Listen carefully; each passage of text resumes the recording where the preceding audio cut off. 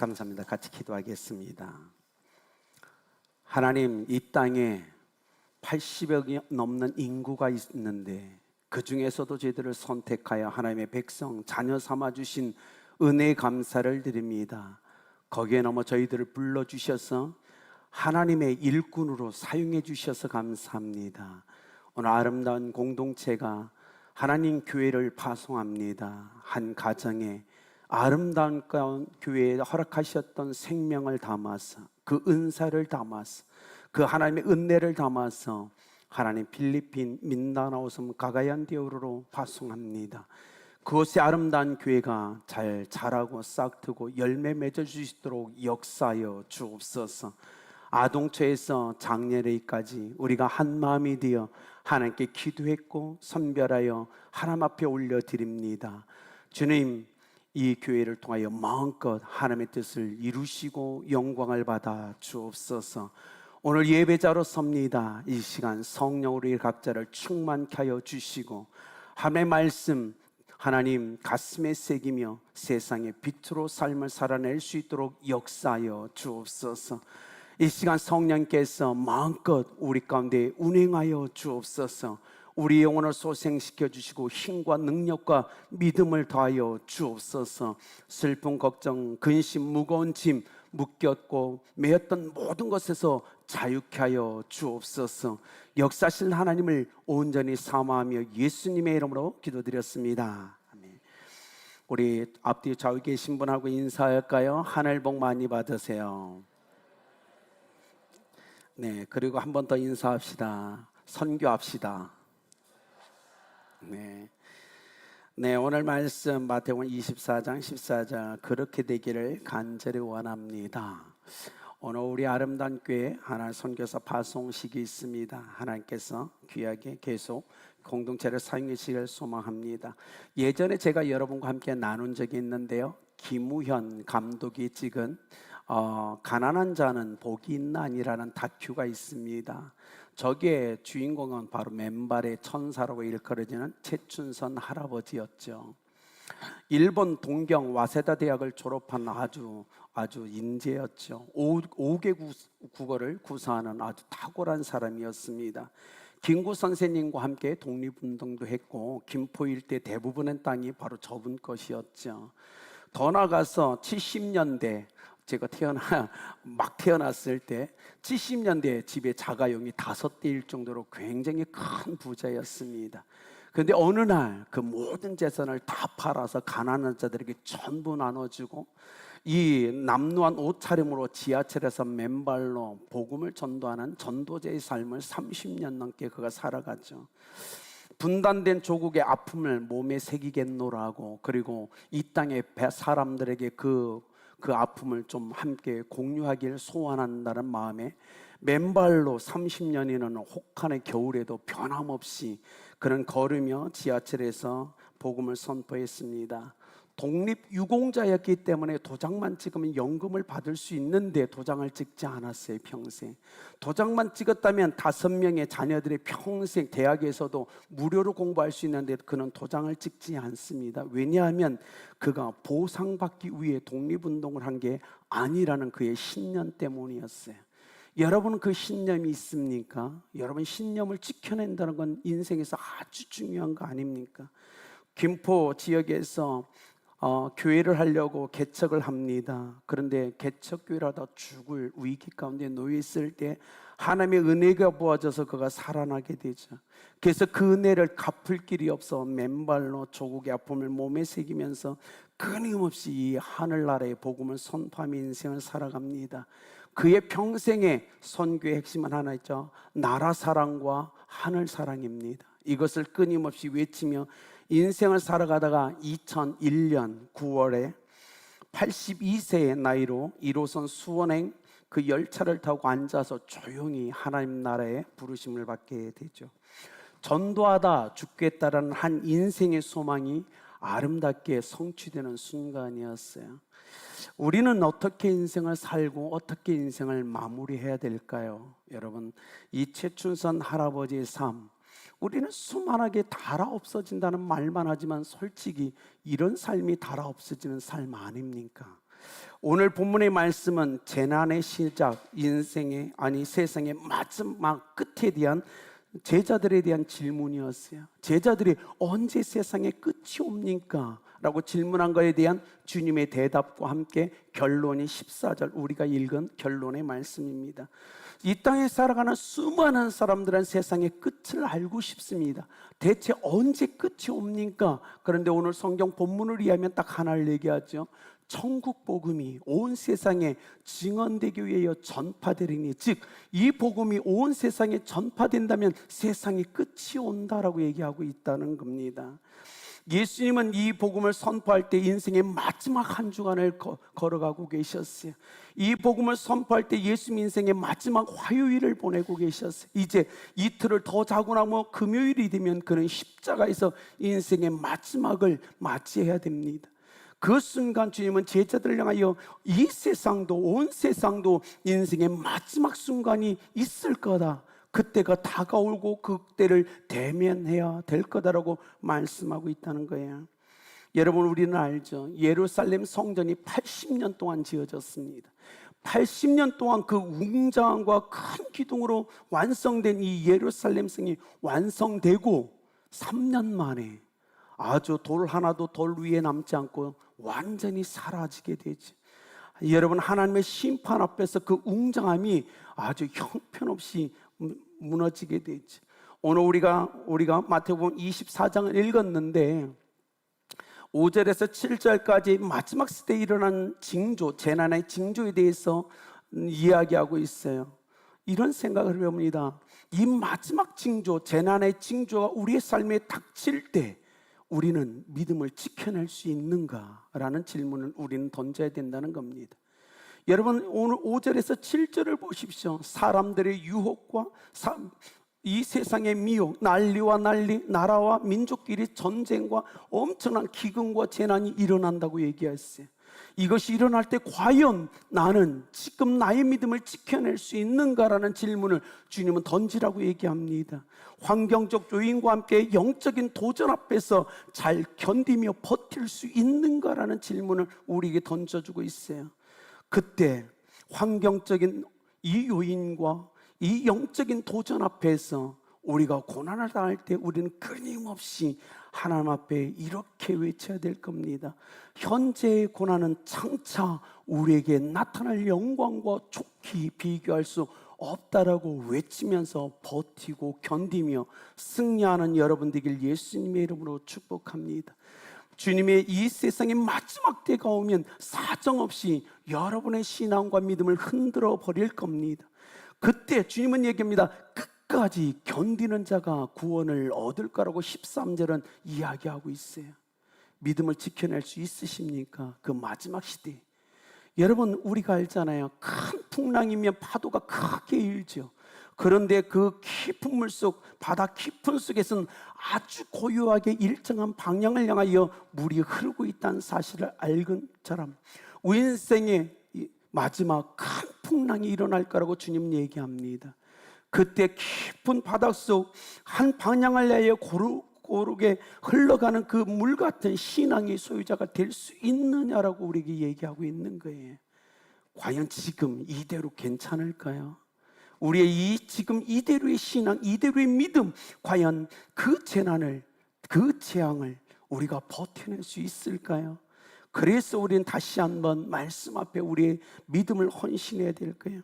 마태복음 9장 22절에도 동일한 말씀이 기록되어 있어요.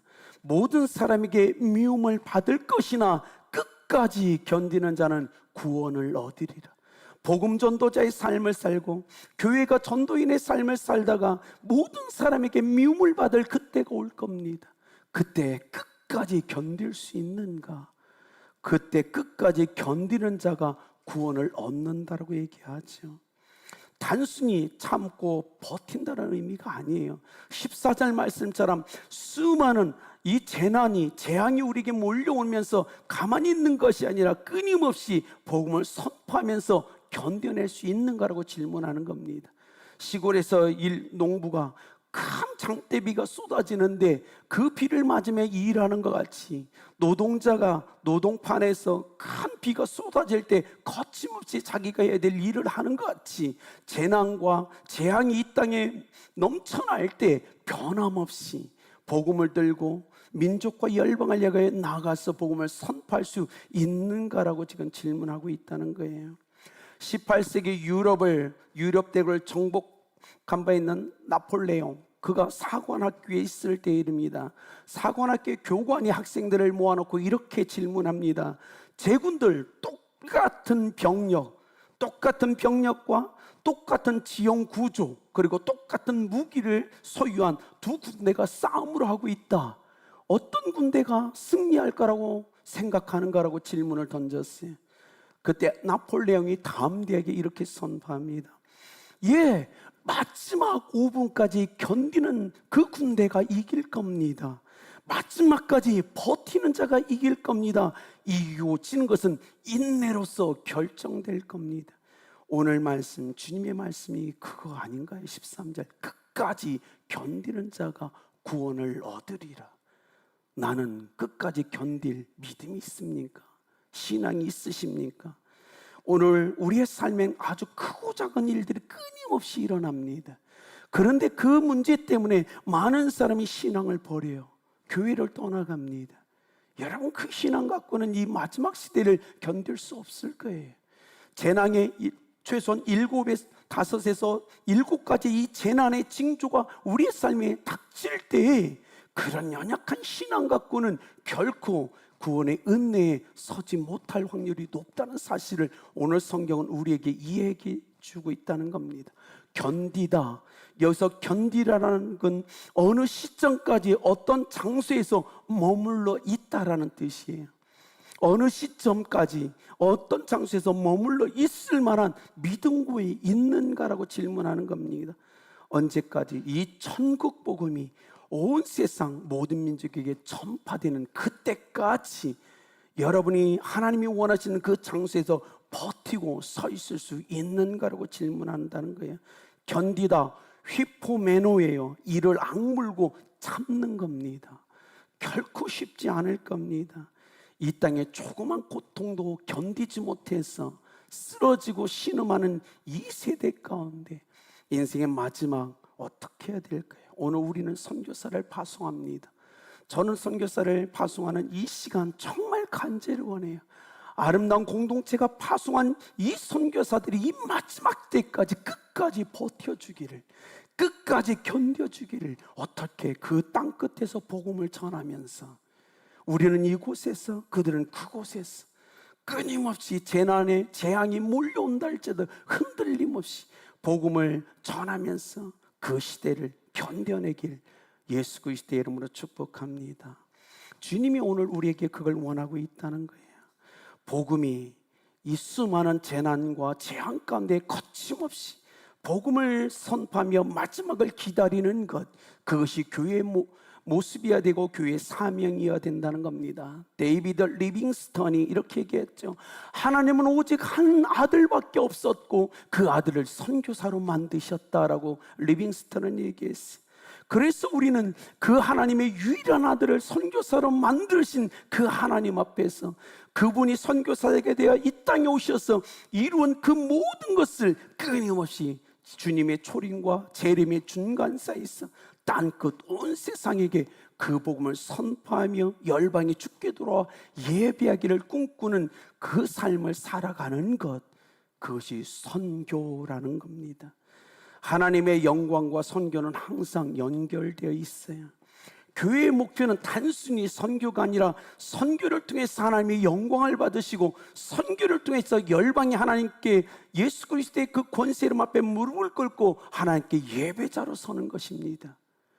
여러분, 우리는 선교사들이 선교지 가서 사업하라고 보내는 거 아니에요.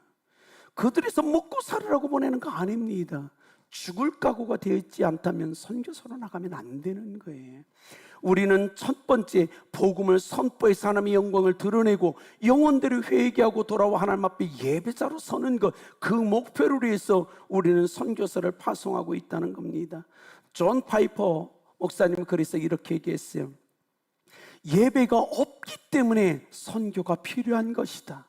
선교는 예배가 없는 곳에 가서 복음을 선포해서 그들로 하나님을 예배하는 거기 때문에 선교는 끊임없이 예배가 없는 민족과 나라, 그 방언 백성을 찾아가서 그곳에서 복음을 선포하는 것이 선교다라고 존 파이퍼 목사님은 얘기했어요. 그렇지 않을까요? 오늘 우리 시대의 선교가 매우 필요하죠. 왜냐하면 예배하지 않는 나라, 민족, 열방이 너무나 많기 때문입니다. 우리는 그들을 향하여 나가야 됩니다. 그리고 그 민족 가운데 복음을 선포해서 그들로 하나님 앞에 예배자로 세워야 됩니다. 그런데요, 누가 선교할 수 있는지 아세요? 누가 선교할 수 있냐면 예배를 참된 예배를 드려본 사람만이 선교할 수 있다는 사실입니다. 그래서 존 파이퍼 목사님이 이렇게 얘기합니다. 예배 또한 선교의 연료다라고 얘기했어요. 예배를 통해서 예배를 드리면서 이곳에서 여러분이 예배를 드리면서 더 많은 영혼이 이곳에 몰려와서 우리와 함께 앉아 예배 드리는 걸 보고 싶습니다라는 그 마음이 바로 선교의 시작이다라는 거예요. 그 마음이 없으면 열방에 나가지 않아요. 우리 교회 빈자리 가운데 더 많은 영혼들이 복음을 듣고 회개하고 예수 그리스도께 나와 이곳에서 함께 예배하기를 원합니다라는 마음이 있는 그 예배자들을 통하여 선교는 시작됩니다. 그 마음 때문에 그들은 열방의 각 나라 족속 백성 방언 가운데 나가서 담대히 복음을 전해 그들로 하나님을 예배케 하는 거예요. 그래서 예배를 제대로 잘 드리는 교회만이 선교를 제대로 할 수 있는 거예요. 아름다운 교회가 그런 예배자로 하나님 앞에 서기를 예수 그리스도의 이름으로 축복합니다. 우리가 하나님 앞에 온전한 예배자가 될 때, 그리고 더 많은 영혼이 이 예배자로 서기를 원하는 그 마음에 선교는 시작되고, 그런 교회를 통해서 하나님은 이 마지막 시대까지 그 일을 이루실 것을 확신하시길 믿으시길 바랍니다. 결론을 맺을까요? 1968년도에 멕시코 하계 올림픽이 열렸어요. 아프리카 탄자니아의 한 선수인 아크와리라는 선수가 마라톤에 참가하게 됩니다. 그런데요, 이 마라톤에서 종소리와 함께 달리기 얼마 안 돼서 그는 넘어지고 말아요. 콘크리트 바닥에 그가 넘어져 오른쪽 다리가 찢어집니다. 그리고 뼈가 탈골되는 사고를 당해요. 옆에 있던 의사가 불이 나게 와서 그 상처를 붕대로 감아줍니다. 그리고 그 상처는 지금 당장 병원에 가서 치료해야 된다고 얘기했어요. 그런데 아크와리는요, 그 의사의 말을 뿌리채 아니라고, 나는 달려야 된다고. 그 탈골된 무릎을 대충 맞추고 붕대를 감은 그 모습으로 레인에 돌아와서 다시 뛰기 시작합니다.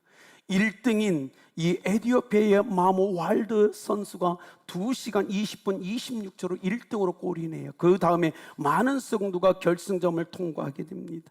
1시간 5분이 지난 후 올림픽 스타디움에 많은 관중이 이미 자리를 떠난 상황, 그때 다리를 쩔뚝거리면서 한 선수가 스타디움으로 들어오기 시작했어요. 그리고 트랙을 돈 위에 결승전을 통과했어요. 다리에 감긴 붕대는 거의 풀어져 있는 상태였어요. 아크와리 기록은 3시간 25분 27초였어요. 멕시코시티라는 이 고원지대는 산소가 적어서 마라토너들에게는 무덤 같은 장소였어요.